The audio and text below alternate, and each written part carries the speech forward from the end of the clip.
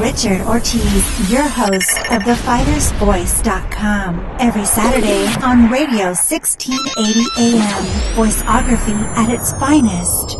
Remember, every fighter has a voice. Yes, I'm back at 1680 AM, The Fighter's Voice. Voiceography at its finest. Every fighter has a voice, and so does the Apache Kid. Hey, we're going to talk about some local news and some world news. I'm going to break it down. I'm going to get right to it. Cole, I'm hearing Nate Diaz. Now he wants to start boxing. And so does Jose Aldo. What's your take on this? Can MMA fighters transition themselves and be competitive in the boxing ring? I want your take on that.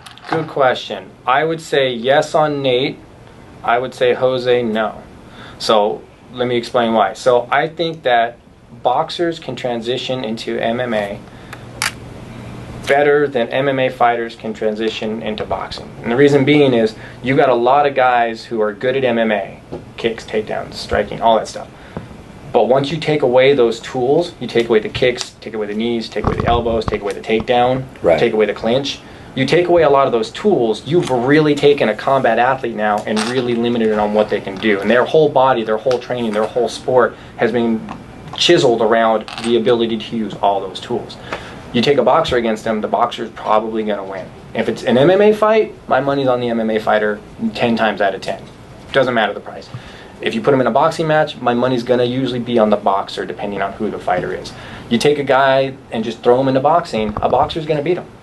You take a boxer and throw him in an MMA fight, the MMA fighter's going to win. It's just basics. Now, you got some guys like Nate Diaz who are just naturally gifted combat athletes. Conor McGregor, naturally gifted combat athletes. I don't care what sport you put them in, they are going to excel.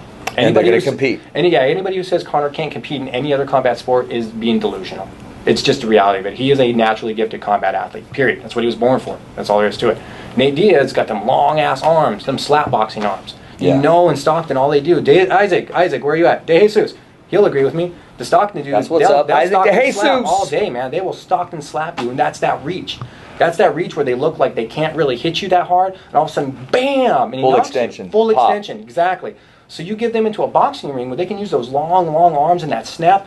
Guy like Nate Diaz, I think, would be very successful in boxing if he committed to it and just focused on it and not like, oh, I got a triathlete coming up, I got the next UFC. No, bro, focus on that. That's how you got good at MMA, was you just did MMA. Just do boxing. So, you know, it's all a matter of who the fighter is. A lot of fighters I'm going to say no to because it's a transition in reverse. You're taking away tools. Where you take a boxer and put them in MMA, you're giving an already expectant combat athlete more tools. They're going to excel.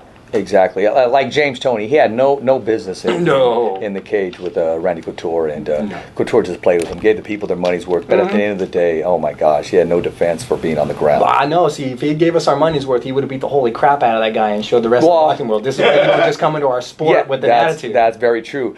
AKA when he had Tito Ortiz, and he was actually spanking him. He was actually spanking him, and he just gave everybody a show, letting you know, like, man, this kid doesn't even belong in my league. Not at my level. Exactly. Now I want to talk to you about something, because you touched up on it, on a boxer, MMA guy. Of course, this is the question that's always brought up. It's the fantasy. People know the answer, but people want to live the fantasy. The reality is in one hand, but the fantasy is in the other. Conor McGregor wants to face Floyd Money Mayweather in the boxing ring. Is there any chance, even a lucky punch chance, for McGregor? Depending on the weight class, I would say yes. 147s is what I'm hearing. Possibly. No. Let me take that back. 150 is what they're negotiating. What does Mayweather usually fight at? At 147s. Okay, so he just wouldn't have to cut, really. Conor would probably be the heavier guy. Yeah. So therefore, I would say because of the puncher's chance, and Conor's, again, natural combat ability to pick up a combat sport and make it work for him. Right. I think he would have a much better opportunity than a lot of people would give him. But against a guy like Mayweather's going to toy with him. You're taking a guy who is just learning an art and putting him in with a guy who's, and people can agree with me or disagree with me on this, you're taking a guy who's Jedi level of what they do for a living. That's what he does for a living. Mayweather boxes for a living. He's the epitome of sweet science. Hit and don't get hit. Yes. That's what boxing is. Get hit is less than he does, because it doesn't matter how much damage you do. It's about numbers. If I hit you 28 times and you hit me once, it doesn't matter how hard you hit me. I still hit you 27 times more. I win. That's boxing. Pure and simple. So a guy like Mayweather, I think, would really just embarrass Conor. But I do think a guy like Conor, with his size and just his striking ability and his ability to pick up other combat arts and make them work, would have a chance if he just landed a solid one on Mayweather being Anderson Silva lazy. Yeah, I mean, he's such a competitor. I mean, that man just believes in every single thing that comes out of his mouth. If it comes out of his mouth, he believes it. He walks it, he talks it, and at the end of the day, he brings it. I just feel that he's out of his element when it comes to boxing.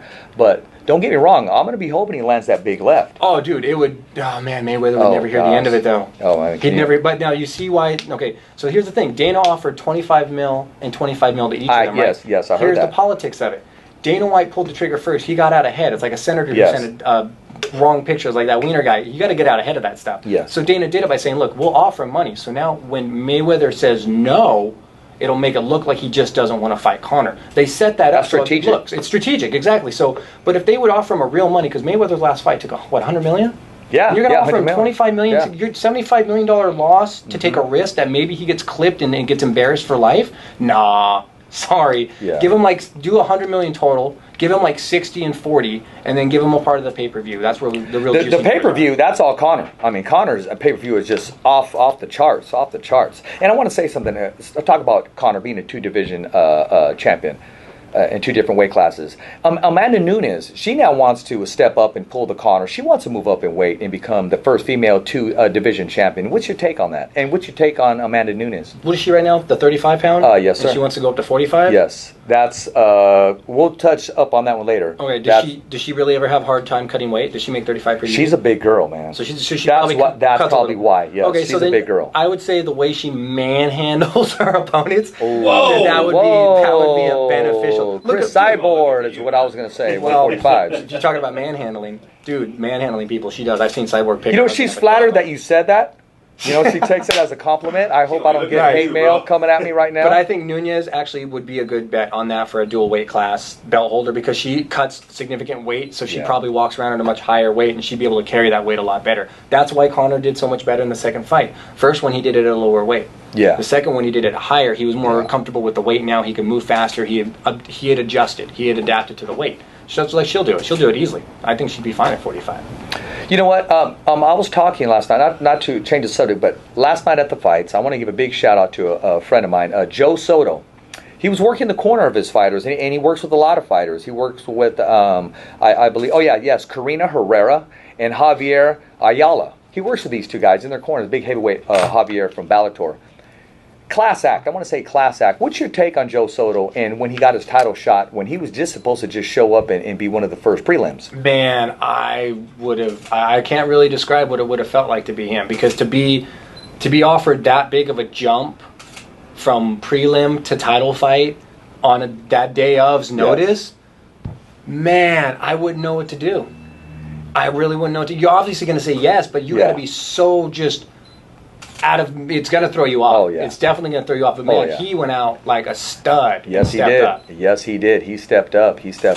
And one thing we need to step up, which I forgot to step up earlier and mention, one of our sponsors, Serrano's Furniture, one of the best furniture places in Fresno, California. If you need furniture, hit up Serrano's Furniture in Fresno, just like with the way we hit up Cole here in Fresno, the Apache Kid. He's going to be with us in studio the rest of the hour. So if you got questions, send them our way, or I'm just going to pick his brain like I do every single day. We'll go to commercial break. Don't forget, 1680 AM, The Fighter's Voice. Make the ultimate choice, The Fighter's Voice. And see you and talk to you in just a few.